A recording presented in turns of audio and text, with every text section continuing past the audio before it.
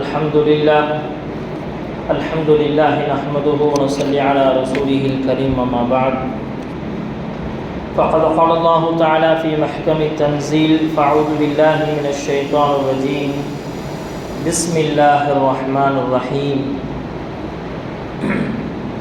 شهر رمضان الذي أنزل فيه القرآن هدى للناس وبينات من الهدى والفرقان صدق الله العظيم.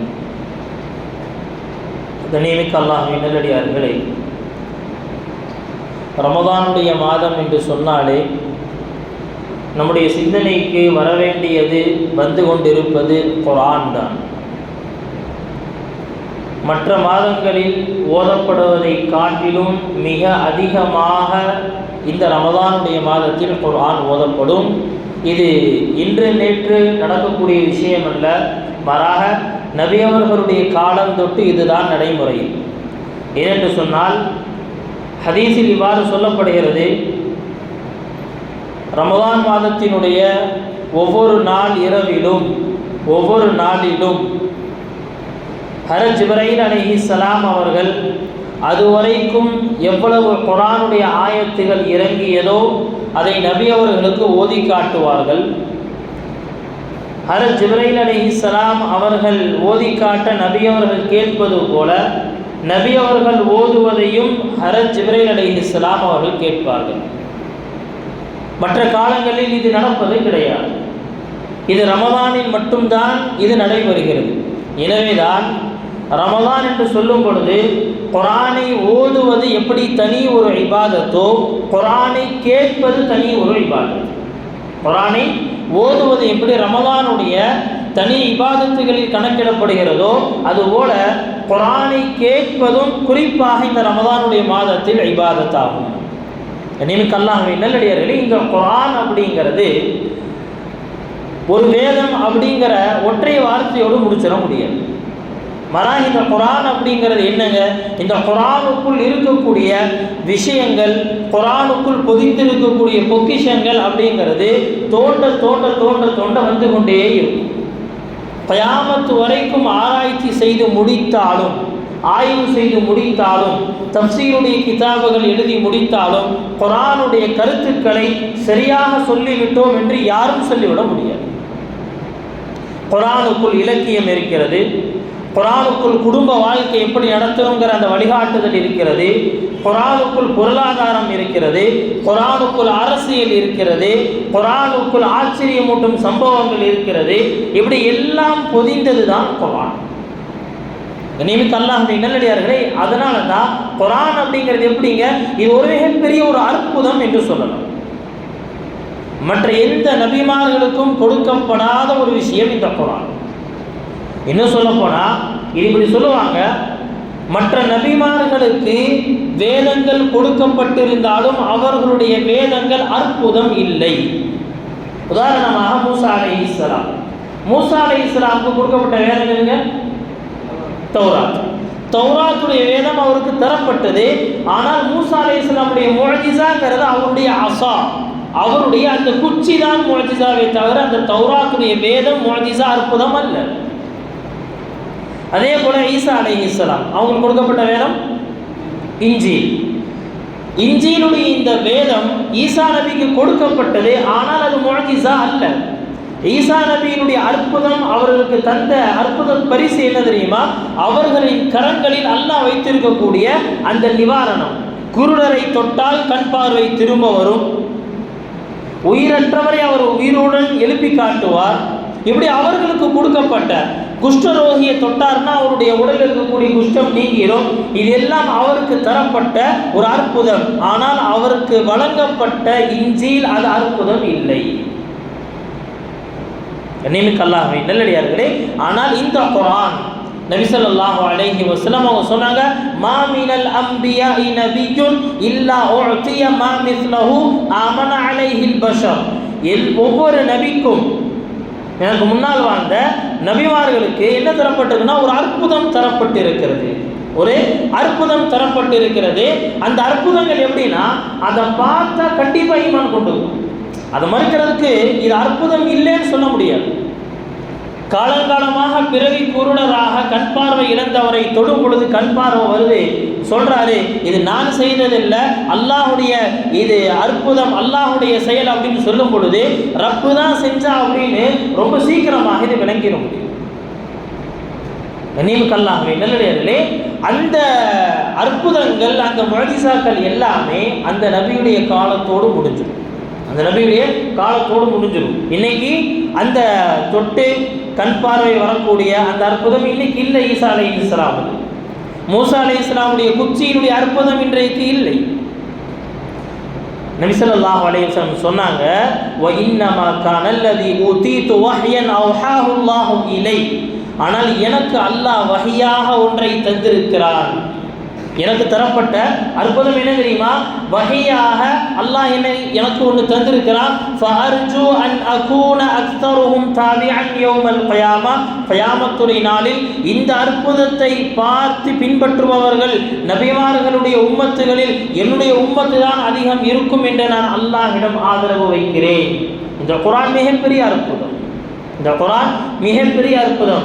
குர்ஆனை தவறான எண்ணத்தில் தவறுகளை கண்டுபிடிக்க வேண்டும் என்று திறந்த பலருக்கு இந்த குர்ஆன் ஹிதாயத்தை வழங்கியிருக்கிறது. குர்ஆனினுடைய சிறு சிறு வார்த்தைகள் உள்ளத்தில் பெரிய பெரிய மாற்றங்களை தந்திருக்கிறது. நிமிக்கல்லாகவே நல்லடியார்களே, இந்த குர்ஆனை நம்ம ஏன் அற்புதம் என்று சொல்கிறோம் அப்படிங்கிறதுக்கு உலமாக்கள் நிறைய காரணங்களை எழுதுகிறார்கள். அதுல முதலாவது சொல்றாங்க, குர்ஆனினுடைய சொல் நயம், வார்த்தைகளுடைய அமைப்பு, குர்ஆனினுடைய வாசகங்கள் இது என்ன செய்யும் சொன்னா, இதை அர்த்தமே தெரியாத நபர் கேட்டாலும் மாற்றத்தை கொடுக்கும். அப்படிங்கும்போது அரபு மக்கள் அந்த குர்ஆனை எப்படி பார்த்திருப்பார்கள்? மக்காவினுடைய குறைஷிகள் அவர்களை பொறுத்தவரைக்கும் அந்த அரபு மக்கள் அனைவரிடத்திலும் இருக்கக்கூடிய ஒரு பெரிய ஒரு விஷயம் என்ன அப்படின்னு சொன்னால், சந்தோஷமாக இருந்தாலும் கவிதை பாடுவார்கள், துக்கத்தில் இருந்தாலும் கவிதை பாடுவார்கள். கவிதை அப்படிங்கிறது கூடவே பிறந்த ஒன்று, ஒட்டிக்கிட்டே பிறச்சு அப்படின்னு சொல்லணும். கவிதைகளிலேயே சண்டை போடுவாங்க, கவிதைகளிலேயே விவாதம் நடத்துவார்கள், கவிதைகளிலேயே எல்லாத்தையும் செய்வாங்க. கண்ணியமிக்கல்லாகவே நல்லடியார்களே, கவிதைகளுக்கு பெயர் போனவர்கள். அவர்களை மாதிரி அந்த கவிதை வரிகளை அமைக்க முடியாது. அவ்வளவு அற்புதமான கவிதைகளை, அவ்வளவு அற்புதமான அந்த கவிதையை, அந்த நடைகளை அமைப்பார்கள். அவர்களுக்கு சவாலாகத்தான் இந்த குர்ஆன் முதல்ல இறங்குது. குர்ஆனை கேட்கும் பொழுது என்ன செய்யறாங்க? பலர் சொல்றாங்க, நான் எத்தனையோ கவிதைகளை படித்திருக்கிறேன், எத்தனையோ கவிதைகளை கேட்டிருக்கிறேன், ஆனாலும் கூட குர்ஆனினுடைய இந்த வார்த்தைக்கு, இந்த வாசகங்களுக்கு ஒப்பாக எதுவுமே இல்லை. எனவே நான் சொல்கிறேன், இது மனிதனுடைய வார்த்தை அல்ல, இது இறைவனுடைய வார்த்தை அப்படின்னு சொல்லி முஸ்லிமான நபர்கள் பலர். ஒரு இரண்டு வரலாறுகள் அல்ல, நிறைய வரலாறுகள். நிமிக்கல்லாகவே நல்லடியார்களே, அதனால தான் என்ன செய்வாங்க அப்படின்னு சொன்னால், மக்காவினுடைய அந்த தலைவர்கள் இந்த அளவுக்கு சொல்லுவாங்களா, லா தஸ்மஉ லிஹாதல் குர்ஆனி வல்கவ் ஃபீஹி லஅல்லகும் தக்லிபூன். குர்ஆனுடைய சத்தம் கேட்டுச்சுன்னா சொல்லுவாங்கன்னா, காது தாழ்த்தி கேட்டுறாதீங்க அப்படின்னு சொல்லுவாங்க. கூட இருக்கிறவங்கள்ட்ட காது தாழ்த்தி கேட்காதீங்க. இன்னும் சொல்ல போனால் அதுக்கு மாற்றம் இந்த வேலையை செய்வாங்களா? என்ன செய்வாங்கன்னு சொன்னால், குர்ஆனுடைய சத்தம் கேட்க ஆரம்பிச்சுன்னா இவன் காச்சு மூச்சு கத்த ஆரம்பிச்சிடும். ஏன்னா மக்களுடைய காதுகளுக்கு இந்த வார்த்தை போய் சேரக்கூடாது. இப்படி பகலில் இந்த வேலையை பார்த்துட்டு இரவு இதே மக்காவினுடைய தலைவர்கள் நபி அவர்கள் வீட்டில் குர்ஆனை ஓதி தொழுகும் பொழுது என்ன செய்வாங்கன்னு சொன்னால், ஆளாளுக்கு மறைஞ்சு வந்து நின்று கேட்டுட்டு இருப்பானா இந்த வார்த்தைகளுக்குள் அவ்வளவு பெரிய ஒரு ஈர்ப்பு இருக்கு. ஹஜ்ரத் உமர் ரலியல்லாஹு அன்ஹு அவர்களுடைய ரொம்ப பிரபல்யமான சம்பவம். ஹஜ்ரத் உமர் ரலியல்லாஹு ஒரு சமயத்தில் ஹரமுக்குள்ளே நுழையிறாங்க. அந்த காபத்துல்லா இருக்கக்கூடிய அந்த ஹரமுடைய எல்லைக்குள்ளே நுழையிறாங்க. காபத்துல்லாவுக்கு முன்னாடி நின்று நபி ஸல்லல்லாஹு அலைஹி வஸல்லம் அவர்கள் தொழுது கொண்டிருக்கிறாங்க. அவங்க தொழுதுகிட்டு இருக்கிறாங்க. தொழுகையில் சூரத்துல் ஹாக்கா அப்படிங்கிற அந்த சூறாவை ஓதுகிறார்கள். அந்த சூறாவினுடைய அந்த ரிதம் இருக்கே ரொம்ப அழகாக இருக்கும், ரொம்ப அற்புதமாக இருக்கும். அந்த வார்த்தைகள் முடியக்கூடிய தருணத்தில் வரக்கூடிய அந்த சத்தம் இருக்க ரொம்ப அழகாக இருக்கும். அப்படியே அழகா ஓதுறாங்க நபி ஸல்லல்லாஹு அலைஹி வஸல்லம் தொழுகையில. அல் ஹாக்க மல் ஹாக்க வமா அத்ராக மல் ஹாக்க கஸ்ஸபத் ஸமூது வஆதும் பில் காரிஅ ஃபஅம்மா ஸமூது ஃபஅஹ்லிகு பித் தாகிய வஅம்மா ஆதும் ஃபஅஹ்லிகு பிரீஹின் ஸர்ஸரின் ஆதிய. இப்படியே ஓதிக்கிட்டே போறாங்க நபி ஸல்லல்லாஹு அலைஹி வஸல்லம். அப்படியே ஓதிக்கிட்டே போகிறாங்க. ஹஜ்ரத் உமர் ரலியல்லாஹு அன்ஹு என்ன செய்கிறாங்கன்னா பின்னாடி நீர் அப்படியே கேட்டுக்கிட்டே அப்படி மெய் மறந்து என்ன செய்கிறாங்கன்னா இந்த இடத்துல நின்று சொன்னாரா, என்ன அழகான ஒரு கவிதை அப்படின்னு சொன்னார். என்ன ஒரு அழகான ஒரு கவிதை அப்படின்னு. அந்த சூறாவுடைய அப்படியே வாசகங்களை ஓதிட்டு வருது. நபி அவங்க அந்த ஆயத்தை ஓதுறாங்க. வமா ஹுவ பிகௌலி ஷாயிர், இது கவிஞனுடைய வார்த்தை அல்ல. எப்படிங்க இருக்கும்? எங்கேயோ தூரத்தில் நின்று ஹஜ்ரத் உமர் என்ன பேசிக்கிறாங்க, எவ்வளோ அழகான கவிதை அப்படின்னு சொல்கிறாங்க. நபி ஸல்லல்லாஹு அலைஹி வஸல்லம் ஆயத்தை ஓதுறாங்க. வமா ஹுவ பிகௌலி ஷாயிர், இது கவிஞனுடைய வார்த்தைகள் அல்ல. இது எவ்வளோ தூரத்திலிருந்து கண்டுபிடிச்சிட்டாரா? அப்போ என்ன இன்னைக்கு சொல்றதா டெக்னாலஜின்னு சொல்லலாம். அன்னைக்கு என்ன கிடையாது, சுற்றி இருந்தது எல்லாம் என்ன அப்படின்னு சொன்னால் பெரிய சூனியக்காரராக இருப்பார்ருக்கு அப்படி என்ன செய்கிறாங்க, அதை சொல்கிறாங்க. பெரிய சூனியக்காரராக இருப்பார்ருக்கு அப்படின்னு சொல்லி அந்த வார்த்தையும் சொல்கிறாங்க. வமா ஹுவ பிகௌலி காஹின், அடுத்து சொல்கிறாங்க இது சூனியக்காரனுடைய வார்த்தையும் அல்ல அப்படின்னு. என்ன அவருக்கு அப்படியே பகீர் ஆயிடுச்சு.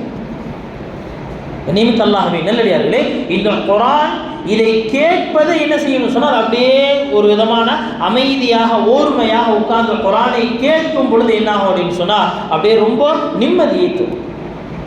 இந்த குர்ஆனை கேட்பதற்கு ரமதானில் கிடைக்கக்கூடிய ஒரே வாய்ப்பு என்ன அப்படின்னு சொன்னால் இந்த தராவி தான்.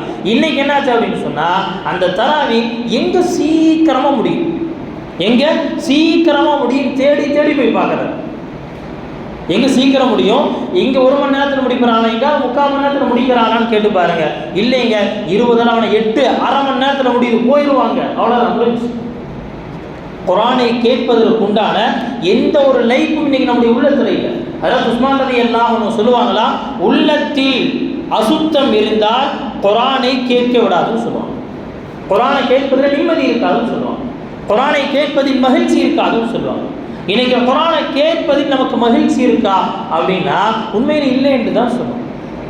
நிமித் அல்லாஹ்வே நல்லடியார்களே, இந்த குர்ஆன் இருக்கே முதல்ல இதனுடைய வாசகங்கள் வார்த்தைகள் இது ஒரு மிகப்பெரிய ஒரு அற்புதம். கயாமத் வரைக்கும் அல்லாஹ் தஆலா ஒரு பெரிய சவால் விட்டுட்டான். ஃபத்து பி சூரத்தின் மின் மிஸ்லி, இந்த குர்ஆனுடைய சூறாவை போல ஒரே ஒரு சூறாவை கொண்டு வந்து காட்டியது. ஃபத்து பி சூரத்தி, ஒரே ஒரு சூறா. இன்னொரு இடத்துல அல்லாஹ் சொல்றான் அஷ்ரி சூர், என்ன செய்யணும் 10 சூறாக்களை கொண்டு வந்து காட்டு. அல்லாஹ்வே பதிலும் சொல்லிட்டா கொண்டு வர முடியாது. அல்லாஹ் என்ன சொல்லிட்டா பதிலும் சொல்லிட்டா அவர்களால் கொண்டு வர முடியாது. ஏனென்று சொன்னால் மனிதர்களுடைய வார்த்தை வேறு, ரப்புடைய வார்த்தை வேறு. நிமித் அல்லாஹ்வே நல்லடியார்களே, இந்த குர்ஆன் இதை கேட்பதே நம்முடைய மனதிற்கு ஒரு மிகப்பெரிய ஒரு மாற்றத்தை ஒரு மகிழ்ச்சியை தரும். அதே போல இந்த குர்ஆன் அற்புதம் அப்படிங்கிறதுக்கு இன்னொரு காரணத்தை உலமாக்கள் எழுதுறாங்க. இந்த குர்ஆன் உள்ளத்தில் இறக்கப்பட்டது. முந்தைய வேதங்கள் தௌராத் ஆகட்டும் இன்ஜீல் ஆகட்டும் எல்லாமே ஒரு புக்குடைய வடிவத்தில் தரப்பட்டது. மூசா அலைஹிஸ்ஸலாமுக்கு தௌராத்தை இங்கே தரப்பட்டது, துர்சீனா மலையில் வச்சு அல்லாஹ் கொடுத்துட்டா. ஈசா அலைஹிஸ்ஸலாம் இன்ஜீல் அப்படி கொடுத்துட்டா, அவ்வளோதான் ஒரு புத்தகமாக தரப்பட்டுருச்சு. ஆனால் இந்த குர்ஆன் நஸல பிஹி ரூஹுல் அமீன், இதை என்ன செஞ்சாருன்னு சொன்னால் ரூஹுல் அமீன் என்று சொல்கிற ஜிப்ரீல் அலைஹிஸ்ஸலாம் எடுத்துகிட்டு வர்றார். எடுத்து கொண்டு வந்து என்ன செஞ்சார், சும்மா அப்படியே நீங்கள் பேப்பரில் எழுதிக்கோங்கன்னு சொல்ல, அலா கல்பிக் நபியை இதை உம்முடைய உள்ளத்தில் இறக்கினோம், உம்முடைய உள்ளத்தில் இறக்கும். அதனால தான் குர்ஆனை திரும்ப திரும்ப கேட்டு கேட்டு மனனம் செய்தவர்கள் ரஷ்யாவில் இருக்கிறார். ரஷ்யாவினுடைய கம்யூனிசம் வரலாறை எடுத்து பார்த்தோம் அப்படின்னு சொன்னால் ரஷ்யாவில் எல்லா பக்கமும் குர்ஆன் அழிக்கப்பட்டுருச்சு. பிஸ்மில்லா என்ற வார்த்தை கூட யாரும் ஒழிந்து விடக்கூடாது. ஒரு குழந்தை பிஸ்மில்லா என்று சொல்லிவிட்டால் அந்த குழந்தைக்கு தண்டனை இல்லை, பேரண்ட்ஸ் 2 பேர்த்தையும் கூட்டி போய் தூக்கில் போடுவோம். குழந்தைக்கு யார் சொல்லிக் கொடுத்தா? அம்மா அப்பா தானே சொல்லிக் கொடுத்தாங்க. அவங்கள தூக்கி என்ன செய்யலாம், ஜெயிலில் போட்டுருவோம், அந்த தூக்கில் போட்டுருவோம். இவ்வளவு இக்கட்டான ஒரு சூழலிலும் கூட குர்ஆனை பார்த்து ஓத தெரியாமல், குர்ஆனுடைய எழுத்துக்களையே பார்க்காமல், குரானை மட்டும் மனனம் செய்த ஹாஃபீதுகள் அப்படி நிறைஞ்சு கிடக்கிறாங்க அந்த ரஷ்யாவில். என்ன செய்வாங்க, வீட்டுக்கு முன்னாடி என்ன செய்வாங்கன்னு சொன்னால் ஒரு பார் மாதிரி ஏற்பாடு செஞ்சுருவாங்க. சில மது பாட்டில்களை போட்டு வெட்டுருவாங்க. ஒரு கடை போல ஏற்படுத்திட்டு அடியில் சுரங்கம். அந்த சுரங்கத்துக்குள்ளே போயிட்டா 6 மாதம் கழித்து தான் வெளியே வரும். 6 மாதம் 7 மாதம் என்னங்க வேலை?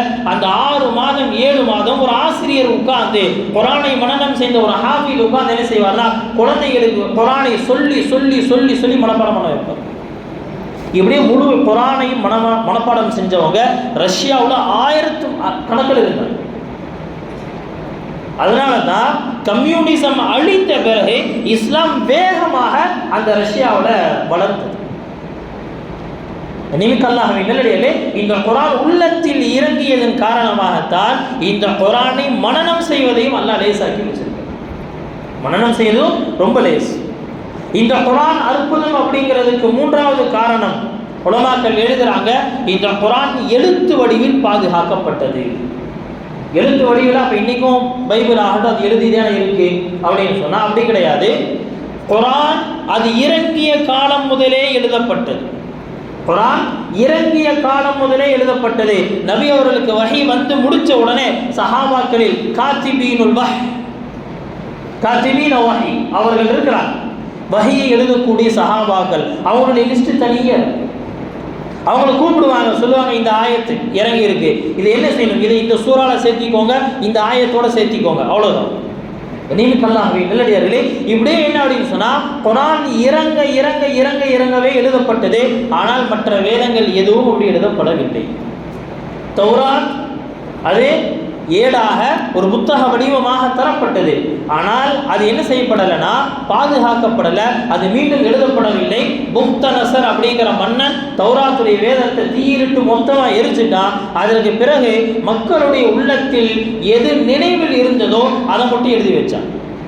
ஜபூருடைய வேதம் தாவூத் அலைஹிஸ்ஸலாம் அவர்கள் மரணித்து 500 வருடத்திற்கு பிறகுதான் அது எழுதப்பட்டது. அதே போல இன்ஜீல் ஈசா அலைஹிஸ்ஸலாமுடைய மரணத்துக்கு பிறகு எழுதப்பட்டு அதில் எவ்வளவு கையாடல்கள், பைபிளினுடைய அந்த வரலாறு எடுத்து பார்த்தோம்னா அவ்வளோ என்ன அப்படின்னு சொன்னால் கையாடல்கள் அதில் நடந்திருக்கு. ஆனால் குரான் அது இறங்கவே எழுதப்பட்டு, அதாவது உஸ்மான் ரலியல்லாஹு அன்ஹு அவர்கள் தங்களுடைய கரங்களால் எழுதி அவர்கள் ஓதக்கூடிய குரான், அந்த குரானை ஓதிட்டு இருக்கும்போது அவர்கள் கொலை செய்யவும் பட்டார்கள்.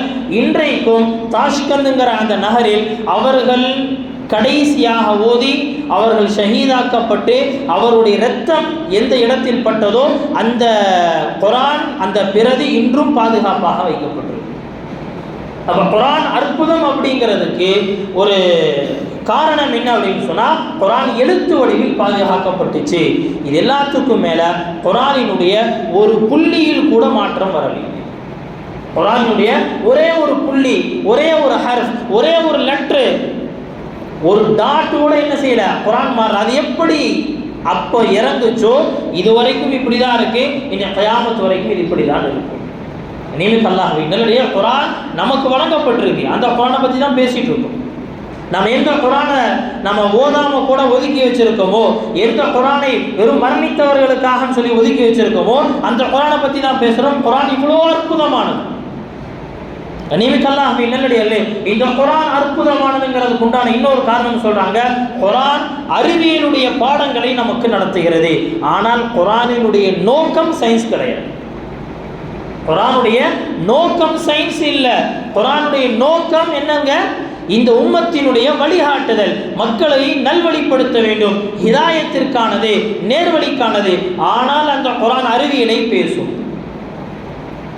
குரானை பார்த்து பார்த்து எத்தனை கண்டுபிடிப்புகள், குரானை புரட்டியவர்களுக்கு எத்தனை கண்டுபிடிப்புகள். குரானை எந்த கண்ணோட்டத்தில் பார்க்கிறோமோ அது அதிலிருந்து கிடைத்துவிடும். அறிவியல் கண்ணோட்டத்தில் பார்த்தால் அறிவியல் அதில் கிடைக்கும். குரானினுடைய அறிவியல் அப்படிங்கிற தனி ஒரு தஃப்சீருடைய கிதாபே எழுதப்பட்டிருக்குங்க. அந்த தஃப்சீர் முழுக்கவே குரானில் சொல்லப்பட்ட அறிவியல்கள் என்னென்ன எழுதியிருக்கிறாங்க. அது இருக்கு, ஒரு 8-9 வால்யூம். நீமிக்கல்லாஹ்வின் நல்லடியார்களே, அதில் ரொம்ப ஈஸியாக ஒரு விஷயத்தை சொல்கிறாங்க, சிம்பிளாக ஒரு விஷயத்தை சொல்கிறாங்க. இன்றைக்கு வெஸ்டர்ன் கல்ச்சரை எடுத்து பார்த்துட்டோம் அப்படின்னு சொன்னால் முழுக்க முழுக்க குடும்ப சூழல் அப்படிங்கிறது கிடையவே கிடையாது. குடும்பத்தினுடைய சூழல், ஒரு ஃபேமிலி சிஸ்டம்ங்கிறது கிடையவே கிடையாதுங்க. ஃபேமிலி சிஸ்டம் அழிஞ்சு போச்சு. அந்த ஃபேமிலி சிஸ்டம் அழிவை அவர்கள் உள்வாங்கிக் கொண்டார்கள். இது எப்படிங்க ஒரு மனித சமுதாயத்தினால் ஏற்றுக்கொள்ள முடியும்? எனக்கு தந்தை இல்லாம வெறும் தாயோடு மட்டும் இருக்கிறேன் அப்படிங்கிற ஒரு விஷயத்தை ஒரு மகனால் எப்படி அங்கீகரிக்க முடியும்? மனித குலத்திற்கு எதிரான ஒரு விஷயம், இயற்கைக்கு எதிரான ஒரு விஷயம். இப்படி இருக்கும் பொழுது இதை எப்படி அங்கீகரிக்க முடியும்? அந்த மக்கள் இதை தன்னுடைய வாழ்க்கையாக மாற்றிவிட்டார்கள். அதற்கு காரணம் என்ன தெரியுமா எழுதுறாங்க? அவர்கள் சாப்பிட்ட பன்றி இறைச்சி. அவர்கள் சாப்பிட்ட பன்றி இறைச்சி. பன்றியினுடைய பழக்கம் என்ன தெரியுமா? பன்றி தன்னுடைய இனத்தில் உள்ள எல்லா பெண் பன்றிகளோடும் சேரும். அது தாயோ மனைவியோ சகோதரியோ எதையுமே பார்க்கும். தனக்கு பிறந்த குழந்தையாக இருந்தாலும் அதனோடும் சேரும். இது பன்றியினிடத்தில் இருக்கக்கூடிய கெட்ட குணம். இந்த கறியை சாப்பிட்டு வளர்ந்ததால் இந்த குணம் இவர்களுக்குள் வந்தது. அதற்கடுத்து என்ன செஞ்சாங்கன்னா இதை கலாச்சாரமாக அவர்கள் மாற்றிவிட்டார்கள். ஆனால் பன்றி இறைச்சியை 1400 வருடங்களுக்கு முன்பாகவே ஹராம் என்பதாக ஒதுக்கிருச்சு குர்ஆன். ஏன் இதை ஹராம் என்று சொல்லுது அப்படின்னு ஆய்வு செய்ய போய் இது எல்லாமே வெளியே வந்துருக்கு.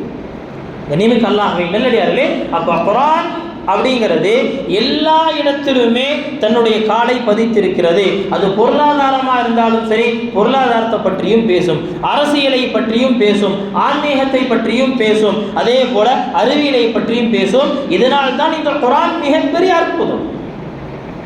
ஒரு மனிதனுடைய வார்த்தைக்குள் இவ்வளவு கருத்துக்கள் இருக்காது.